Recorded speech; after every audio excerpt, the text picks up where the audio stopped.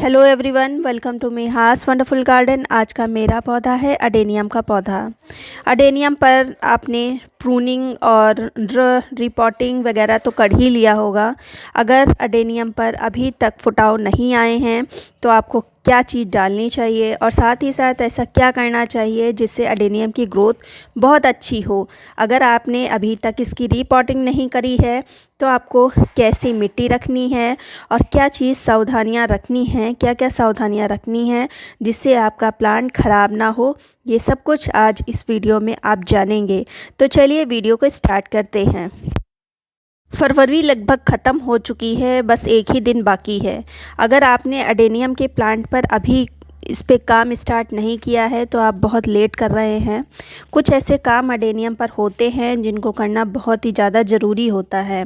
अभी तक जनवरी तक लगभग ये डॉर्मेंट थे, लगभग सोने की अवस्था में थे, तो इनको जगाना पड़ता है तभी ये ग्रोथ पर आते हैं।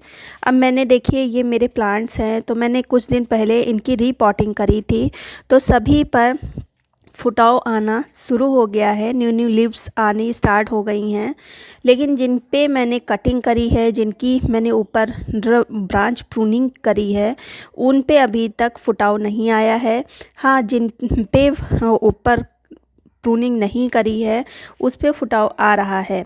तो किन पे फुटाव आ रहा है, उस पे कौन सी फर्टिलाइज़र डालनी है, और जिन पे फुटाव नहीं आ रहा है तो उन पे कौन सी फर्टिलाइज़र डाली जाए जिससे रूट बहुत अच्छे से ग्रो करे।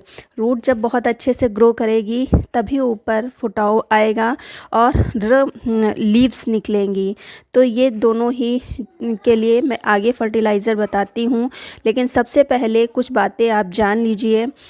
आप जो ये क्लिप देख रहे हैं जिसमें खूब सारी पत्तियां हैं, फ्लावर है, ये क्लिप मेरी पुरानी है, क्योंकि इस समय अडेनियम पर दिखाने के लिए कुछ भी नहीं है, सिर्फ ब्रांचेस ही ब्रांचेस हैं और कॉर्डेक्स हैं।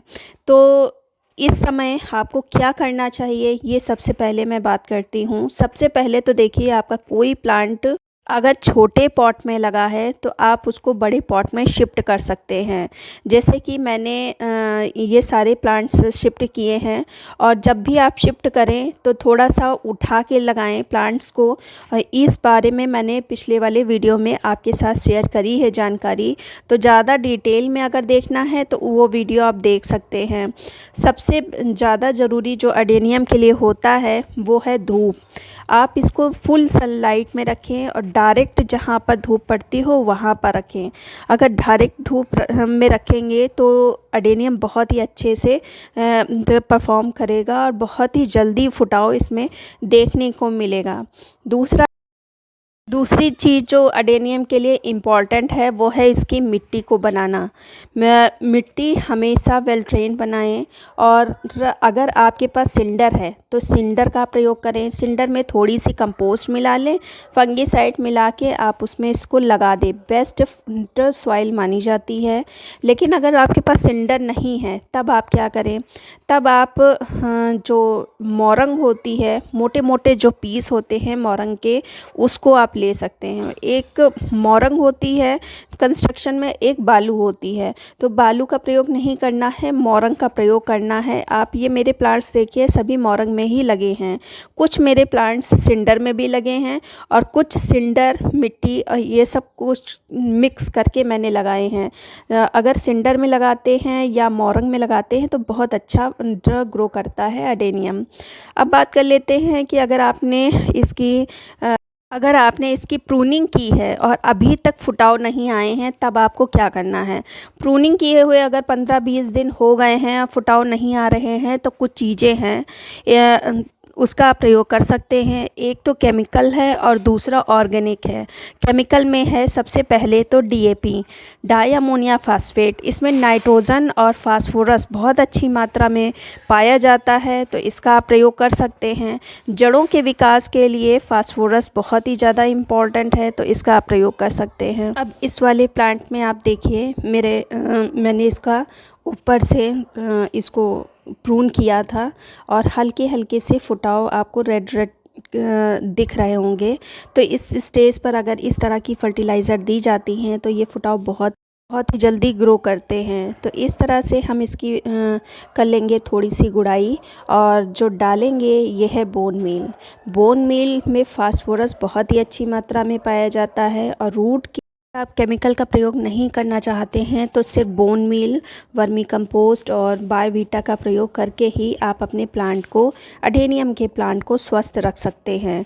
बोन मील में फास्फोरस बहुत ही अच्छी मात्रा में फास्फोरस पाया जाता है, और प्लांट की रूट को ग्रो करने के लिए फास्फोरस बहुत ही ज़्यादा ज़रूरी होती है। हाँ, आपको इसके अलावा आपको नाइट्रोजन के लिए अलग से डालना पड़ेगा।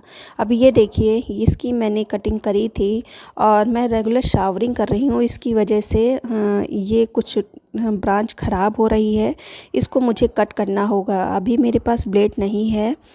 तो इस तरह से आप भी अपने अडेनियम को चेक करते रहें, बहुत ही जल्दी ख़राब होती है।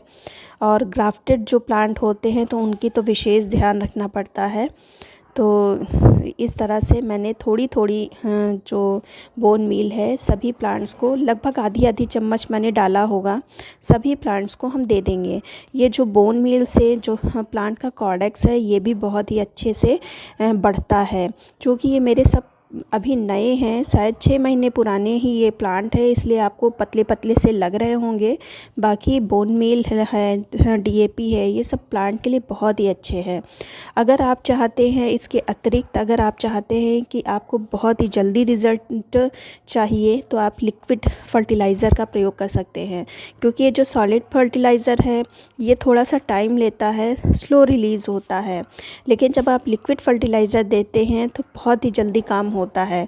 तो लिक्विड फर्टिलाइज़र में के लिए आपको लेना है 1261 NPK 1261। इसमें फास्फोरस और नाइट्रोजन बहुत ही अच्छी मात्रा में पाया जाता है, तो इसका प्रयोग थोड़ा सा ध्यान दे के करना पड़ता है। तो उसके लिए 1 लीटर पानी लेना है, और मात्रा का विशेष ध्यान रखिएगा कि, क्योंकि ये केमिकल है, अगर ज़्यादा हो जाएगा तो प्लांट जल जाएगा, इस चीज़ का आप ध्यान रखिएगा। तो ये देखिए, ये मेरे पास 1261 है, इसका आप प्रयोग कर सकते हैं। अगर आपके पास है तो आप भी प्रयोग करिए। मैं रखती हूँ, मुझे रोज़ प्लांट पे भी डालना होता है तो मेरे पास रहता है, जिससे कि मैं जानती हूँ कि ये असर करता है। तो मात्रा देखिए, मैंने 1 लीटर पानी ली है और मात्रा 2 ग्राम के करीब है, बस इससे ज़्यादा नहीं लेना है। मैं लगभग प्रयोग करती रहती हूँ तो मुझे पता है कि कितना 2 ग्राम होगा। अगर आप पर प्रयोग नहीं करते हैं तो किसी चीज़ से नाप के ही डालिएगा। फिर इसको अच्छे से मिक्स करके हम थोड़ा थोड़ा पानी, बहुत ज़्यादा नहीं डालेंगे, और मिट्टी थोड़ी सी जब मॉइस्ट हो तभी इस पानी का प्रयोग करना है, और ज़्यादा नहीं करना, बस थोड़ा थोड़ा सा करना है। इस तरह से हम सुबह के टाइम इस पानी को देंगे। इन तीनों में से आपके पास जो हो वो आप अप्लाई अपने अडेनियम पर कर सकते हैं, रिज़ल्ट बहुत ही अच्छा मिलेगा। उम्मीद करती हूँ वीडियो अच्छा लगा होगा। अगर अच्छा लगा है तो लाइक कर दीजिए।